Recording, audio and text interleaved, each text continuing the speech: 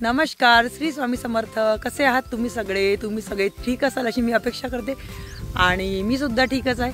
तर बघा, आज आपल्याला कोणतं काम आहे, तर आज आपल्याला काढायचं आहे सोयाबीन मधला कचरा म्हणजे कोंबडे. त्याला कोंबडे असं म्हणतो. आणि बघा हे कोंबडे कसे आहे तर तुम्हाला दाखवते, थांबा. एक कोंबडे बघा, याला म्हणते कोंबडे.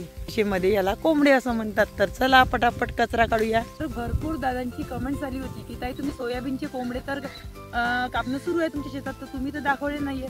तर मी त्या लाईव्ह मध्ये तुम्हाला सुद्धा सांगितलं होतं की सोयाबीनचे कोंबडे तर कापायला हुंडा दिला होता. एक दिवस आले ते आणि परत काही आले नाही. आता म्हणजे कचरा पाहूनच ते न आणले. तर आम्ही जेवढं होतं तेवढं कापत आहोत असं म्हटलं होतं. तर चला आता आपण कापूया.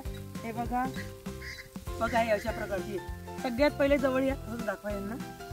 हे बघा, याला म्हणते कोंबडे. त्याला कोंबडे म्हणते. तर हे आता, आणि हे बघा सोयाबीनचं झाड. शेंगा लागल्या. शेंगा दाखवा जवळ.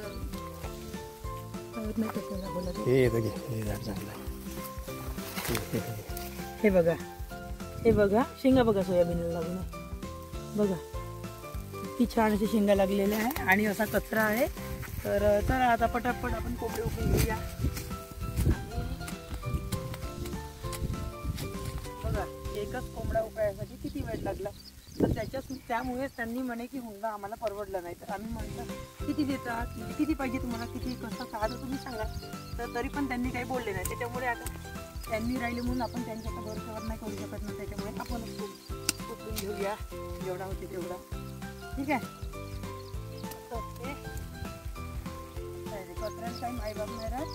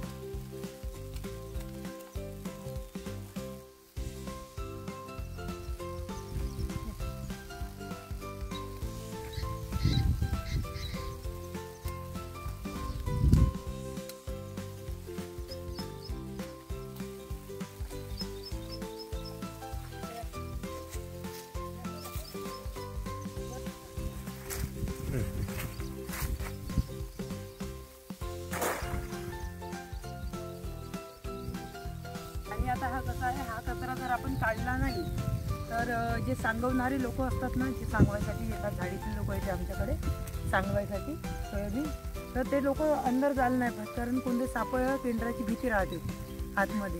त्याच्यामुळे कोणीच अंदर जायला पाहत नाही आणि हुंडा घेत नाही. आणि हार्वेस्टरनी मग सांगावं लागते. आणि हार्वेस्टरनी जर सांगवतो म्हटलं तर हार्वेस्टरही घेत नाही वेळेवर. तर त्याच्यामुळे हे आपल्यालाच करायला लागते.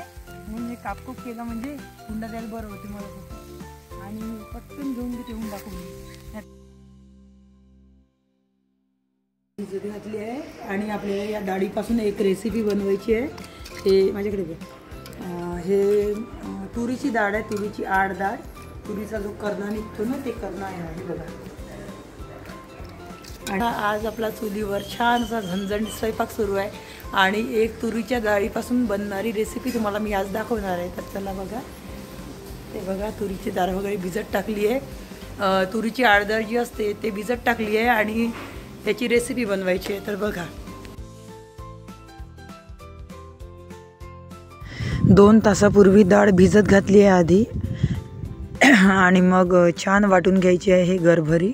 त्याच्यात चवीसाठी लसूण टाकायचं आहे आणि पाट्यावरची चव हे खूप भारी असते, त्याच्यामुळे पाट्यावरच वाटायची आहे, मिक्सरमध्ये लावायची नाही आहे. आणि वरून चुलीवरचा झणझणीत स्वयंपाक, त्याच्यामुळे काही प्रश्नच नाही. खूप चविष्ट असा स्वयंपाक होणार आहे आजचा. आणि ही भाजी एवढी टेस्टी लागते फ्रेंड्स की तुम्ही नक्की ट्राय करा घरी एकदा तरी. आणि तुरीची वेस्ट डाळ जी बारीक गाळलेली डाळ असते आपली डाळ बारीक, त्याच डाळीचा उपयोग करायचा आहे, चांगली डाळ घ्यायची नाही आहे. तर अशा प्रकारे डाळ वाटून घेतली आहे मी.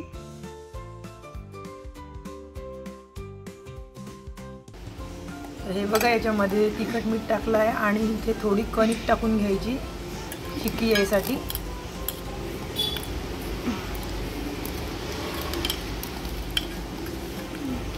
आणि तिकडे तेल गरम होत आहे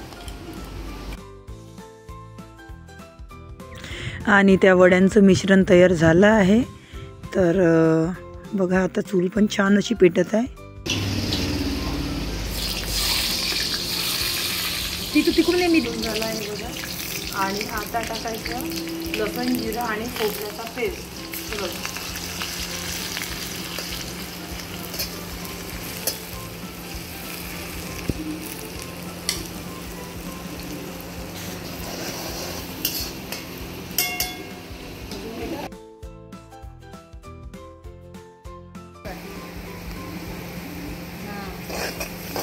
आणि हे मसाल्याचं पाणी आहे हे इथे टाकून घ्यायचं.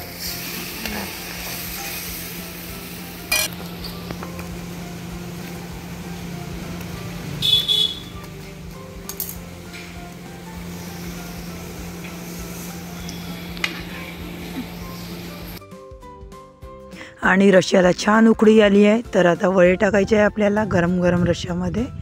आणि बघा मी छान असे वळे टाकून घेत आहे आणि त्याचा रस्सा छान खतखत असा शिजत आला आहे. तर खतखत शिजल्यानंतरच हे वळे टाकायचे आहे, कारण आधी जर टाकले तर वडे फुटायची शक्यता असते. त्याच्यामुळे रस्सा छान खतखत शिजू द्यायचा आणि मगच त्याच्यात वळे टाकायचे, म्हणजे ते फुटणार नाही. आणि माझा आजचा बेत चुलीवरचा आहे, कारण ही भाजी चुलीवरची खूप चविष्ट अशी लागते, त्याच्यामुळे मी चुलीवरच केलेली आहे. तर बघा आता लवकर वळे टाकून घ्यायचे आहे आपल्याला त्यात. आणि बघा आता छान अशी भाजी शिजून तयार झाली आहे वड्याची. बघा हा वडा आहे.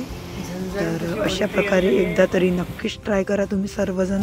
तर आता पोळ्या झाल्या आहे माझ्या आणि आता आम्ही जेवण करणार आहे सगळेजण. आणि आता आम्ही सगळेजण जेवण करायला बाहेरच बसणार आहोत आता. तर त्यासाठी मी आता ताटं घेतली आहे वाढायसाठी. तर बघा ताट सर्व करत आहे मी. तर बघा टोपलीमध्ये पोळ्या ठेवल्या आहे आणि पोळी टाकली आहे ताटामध्ये. तर ताट तयार करून झाल्यानंतर त्यांना जेवण करायला बोलवणार आहे मी सगळ्यांना. आणि आजचा बेत आम्ही सगळेजण मिळून बाहेर असं जेवण करणार आहोत. तर खूप छान वाटते असं बाहेर स्वयंपाक करायला चुलीवर. आणि चुलीवरची भाजी म्हटलं तर काही विचारायचं कामच नाही आहे, खूप चविष्ट अशी भाजी लागते.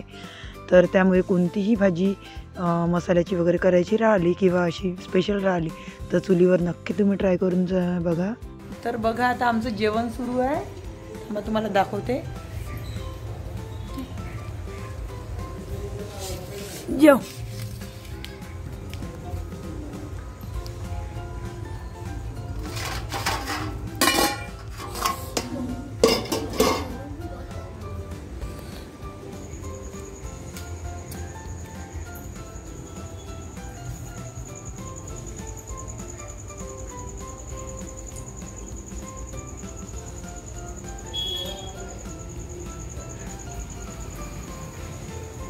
बघा आता अशा प्रकारचं जेवण सुरू आहे.